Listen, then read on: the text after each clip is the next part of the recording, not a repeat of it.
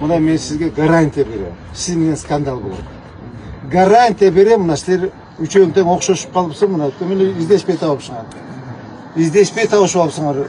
Проблема кыласыңар сіздерчи. Проблема создадите. Мына вы айланып чыктык. Жумушуңар жакшы эмес. Көңүл жылытарлык, кубана турган жумуш жок. Кубана турган бир мындай жумуш жок. Мындай Улукбек мырза айтып атат, 2000 квартира саттым деп. 2000 квартиранын 1050-сі почти наличка 100% сатылды. Азыр рыночный баада биз мына орточо сепен алып турабыз. 30 миллион долларлык кокат саттыңар. 30 миллион доллар. 30 миллион доллар эмес, бул жерде 5 миллион долларлык жумуш жок. Мына ишенбесеңер барып көргүлө, люди как строить. Баргыла. Курман Жандатка сүйүнбө баргыла, силер менен тең башташкан. Уже к сдаче готовы. Тети кирпичниге баргыла. Жумуш жакшы эмес.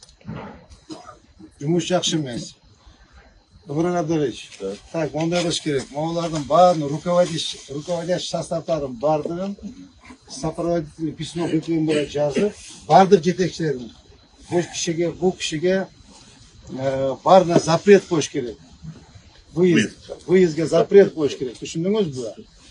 Түшүндүңүзбү? Баарына запрет коюш керек. Булар чыкпаш керек. Мен 2 раза приезжал, 2 раза. И 2 раза я вас не застал. То Ташкент, то Наманган, то Бишкек гуляйте. Конечно, бир күн антип кычырап жүрсөңүз иш болмок беле берди. Жумушуңуз жакшы эмес. Урматтуу Улукбек мырза. Сиз токтотуңуз өзүңүз реклама кылыштан. Бу жерде кийинип алып отурушуңуз керек, жатышыңыз керек. Да, конечно, громко, монтип крандарды коюп койсоңор, эл ишенип атасызгечи. Стройка болуп атат. Сиздин историяңыз жакшы эмес. Кайсы фирмалар булардыкы? Бизнес хаус. Канча проблемный үй бар?